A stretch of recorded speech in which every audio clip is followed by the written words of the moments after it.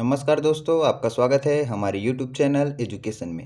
आज हम लोग पटवारी का जो मैथ्स का सीरीज स्टार्ट किए हैं उसका दूसरा वीडियो देखेंगे। तो चलिए शुरू करते हैं आज का हमारा यह वीडियो। आज का सबसे पहला प्रश्न है, a बराबर 0.002 और b बराबर 0.003 दिया हुआ है, तब इसका मान पूछा गया है। सबसे पहले यह हमें एक बीजगणितीय फार्मूला की तरह दिख रहा है। तो a धन b का होल स्क्वायर बराबर क्या होता है? a स्क्वायर धन b स्क्वायर धन 2ab, और a ऋण b का होल स्क्वायर बराबर क्या होता है? a स्क्वायर धन b स्क्वायर ऋण 2ab। अब इस मान को इस समीकरण में रखने पर क्या आ जाएगा? यहाँ माइनस का चिन्ह है तो ये ऋण हो जाएगा, ये भी ऋण हो जाएगा और ये धन हो जाएगा। तो ये दोनों आपस में जुड़ जाएंगे और ये दोनों आपस में कट जाएंगे। तो इसके बराबर या किसके बराबर हो जाएगा? 4ab। अब हमें क्या निकालना है? a और b का गुणा करना है और उसको 4 से गुणा करना है। तो चलिए करते हैं।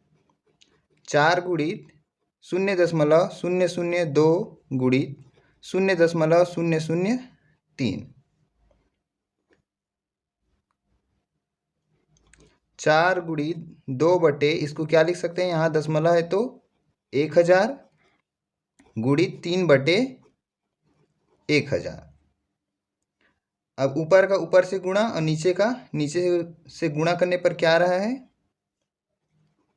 24 बटे 1 और 6 बार 0।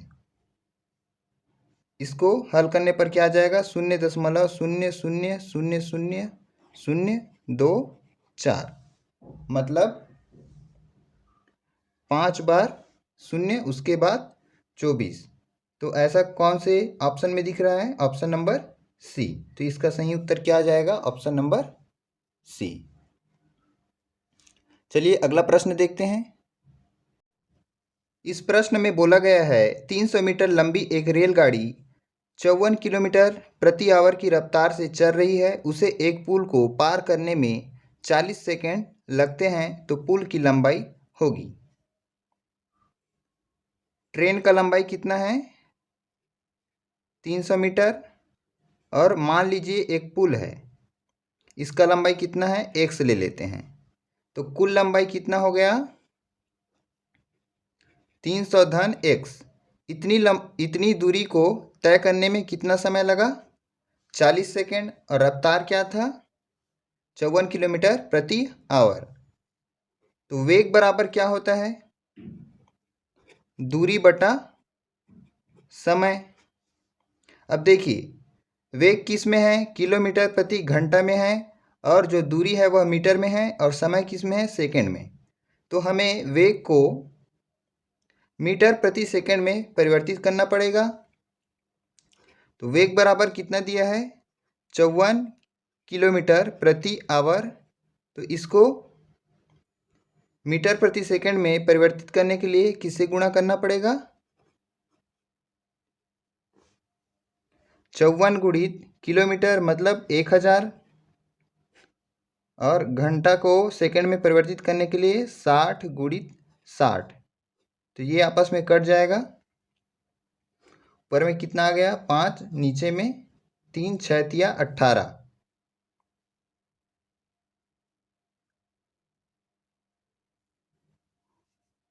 तो अब कितना आ जाएगा? वेग 18 तिया 54 और 5 तिया 15 मीटर प्रति सेकंड। ठीक है, अब सभी जो राशि है उसका मात्रक समान हो गया एसआई पद्धति में। तो अब वेग का मान इस सूत्र में रखते हैं। 15 बराबर दूरी कितना हो गया? 300 धन x, और समय कितना लगा? 40। 15 चौक 60, तो 600 बराबर 300 धन x तो x बराबर कितना आ जाएगा 300 मीटर। मात्रक किस में था, मीटर में। तो ये x ही क्या हो जाएगा, पुल की लंबाई। तो ऑप्शन में कौन सा दिख रहा है 300 मीटर, ऑप्शन नंबर बी। तो इसका सही आंसर हो जाएगा ऑप्शन नंबर बी। चलिए अगला प्रश्न देखते हैं। इस प्रश्न में 3a धन 5b बराबर 8500 तथा 5a ऋण 3b बराबर 8500 दिया गया है।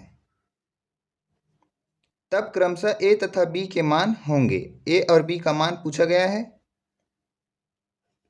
3a धन 5b बराबर 8500 और 5a ऋण 3b बराबर 8500। अब समीकरण 1 में समीकरण 2 को घटाएंगे तो क्या आ जाएगा, ये आपस में घट जाएगा और 5a ऋण नहीं 3a ऋण 5a धन 5b धन घटा रहे हैं तो ये ऋण का धन हो जाएगा 3b बराबर 0। अब b को पक्षांतर कर देते हैं तो इस बार क्या बन जाएगा, left hand side 2a equal to ये ऋण हो जाएगा उस साइड जाकर 8b। तो a बराबर क्या आ जाएगा 4b। मतलब b के 4 गुने के बराबर किसका मान होगा, a का। तो चलिए ऑप्शन में देखते हैं। मान लीजिए यह b है तो 500 और इसका 4 गुना कितना हो जाएगा 2000। तो यही ऑप्शन सही हो जाएगा। तो इसका सही आंसर क्या है, b। और इसको एक अन्य तरीका से भी हल कर सकते हैं। जैसे a बराबर 4b आ गया तो इसका मान हम लोग समीकरण 1 में रख देंगे तो कितना आ जाएगा, यहाँ 3 गुणित a का मान 4 भी रखेंगे तो 4b धन 5b बराबर 8500, 12b धन 5b बराबर 8500, 17b बराबर 8500। तो b बराबर क्या आ जाएगा 17 पंचे 85, तो b बराबर 500 आ गया। अब इधर से हम लोग यहाँ b का मान रखेंगे तो a बराबर क्या आ जाएगा 2000। तो इस तरह से भी हम लोग इसको बहुत ही आसानी से हल कर सकते हैं। चलिए दूसरा प्रश्न देखते हैं। यहाँ हमें x धन y बराबर वर्गमूल 3 और x ऋण y बराबर वर्गमूल 2 दिया है और इसका मान पूछा गया है। जब भी इस तरह का प्रश्न आए तो हमें यहाँ एक चीज़ ध्यान देना है। इसको जो 8 है इसको 2 भाग में तोड़ते हैं तो क्या आ रहा है 4xy गुणित 2x स्क्वायर धन y स्क्वायर। अब देखिए यहाँ x धन y और x ऋण y है। अब इसके अगर दोनों पक्ष में मैं वर्ग कर दूंगा तो क्या आ जाएगा, x धन y का होल स्क्वायर बराबर वर्गमूल 3 का होल स्क्वायर और x ऋण y का होल स्क्वायर बराबर वर्गमूल 2 का होल स्क्वायर।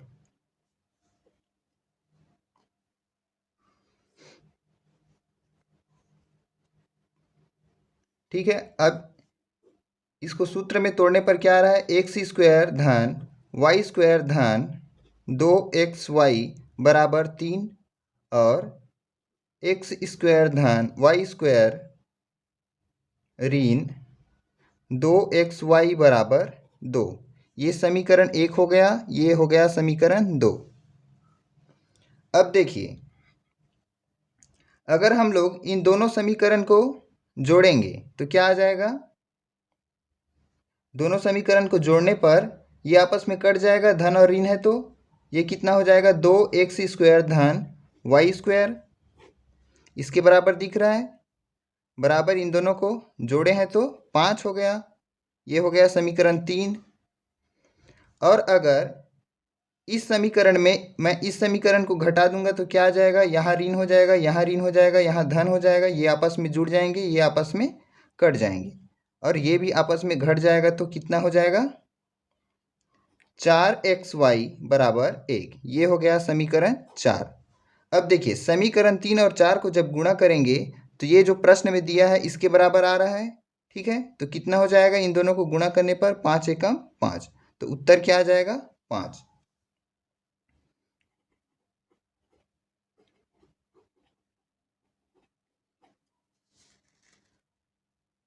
ठीक है, समझ आ गया। तो इसका सही आंसर क्या आ जाएगा, ऑप्शन नंबर डी, 5। चलिए अगला प्रश्न देखते हैं। इस प्रश्न में बोला गया है राम 2000 में एक मोबाइल खरीदता है तथा सोहन को 3000 में बेच देता है। सोहन उसे राकेश को 3500 में बेच देता है, तब राकेश को उस मोबाइल के लिए राम से कितना प्रतिशत ज़्यादा भुगतान करना पड़ा। राम से तुलना करने बोल रहा है, तो राम कितने में खरीदा था, 2000 में, और अंत में वह कितना हो गया, 3500। तो 2000 का कितना प्रतिशत है, 3500। 2000 का अगर हम लोग 25% निकालते हैं तो 25 दूनी 50 कितना हो रहा है, 500 रुपया हो रहा है। तो यहाँ कितना ज़्यादा है, 1500 रुपया ज़्यादा है।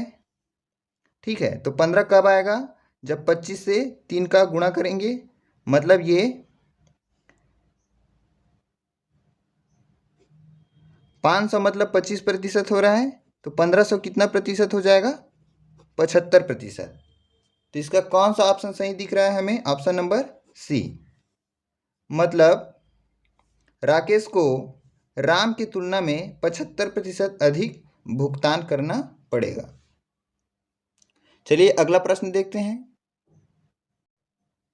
इस प्रश्न में पूछा गया है समांतर चतुर्भुज में कोण BAC बराबर क्या होगा। यहाँ समांतर चतुर्भुज बोला गया है। समांतर चतुर्भुज में जो सम्मुख कोण है वह बराबर होता है और जो सम्मुख भुजाएं हैं वह आपस में क्या होता है, समांतर होता है। ठीक है, देखिए यहाँ कोण कितना बन रहा है, 40 अंश, तो यहाँ भी कोण क्या बनेगा, 40 अंश बनेगा, क्योंकि दोनों क्या है, समांतर रेखा है। तो ये 40 अंश होगा तो ये भी 40 अंश होगा। अब देखिए यहाँ एक त्रिभुज बन रहा है और त्रिभुज के तीनों कोणों का योग कितना होता है, 180 अंश। तो 180 ऋण 60 और 40 100, 100 माइनस कर देंगे तो कितना आ जाएगा, 80 अंश। यही कोण BAC का मान होगा। तो कौन सा ऑप्शन सही दिख रहा है, ऑप्शन नंबर डी, 80 अंश। तो चलिए अगला प्रश्न देखते हैं। इस प्रश्न में इसको हल करने के लिए बोला गया है, तो यहाँ हम लोग कौन सा रूल लगाएंगे, बॉड मास रूल। बॉड मास इसका फुल फॉर्म क्या होता है, ब्रैकेट, मतलब सबसे पहले ब्रैकेट को हल करेंगे, कोष्ठक को, उसके बाद ऑफ। ऑफ मतलब जैसे का बोला जाता है ना, तो का वाला जो भी प्रश्न आएगा उसको पहले हल करेंगे, उसके बाद किसको हल करेंगे, डिवीजन मतलब भाग, उसके बाद गुणा, उसके बाद जोड़, उसके बाद घटाना। यही बॉड मास रूल है। तो सबसे पहले इसमें हम भाग को हल करेंगे, उसके बाद गुणा को, उसके बाद जोड़ेंगे, उसके बाद घटाएंगे। तो चलिए वही करते हैं। 63 धन 9 ऋण 6 गुणित 7 धन 6 भागित 3 ऋण 2 बराबर, सबसे पहले इसको हल करेंगे, 63 धन 9 ऋण 6 गुणित 7 धन 2 ऋण 2 बराबर, इन दोनों को गुणा करने पर क्या रहा है? 63 धन 9 ऋण 42 धन 2 ऋण 2। अब चलिए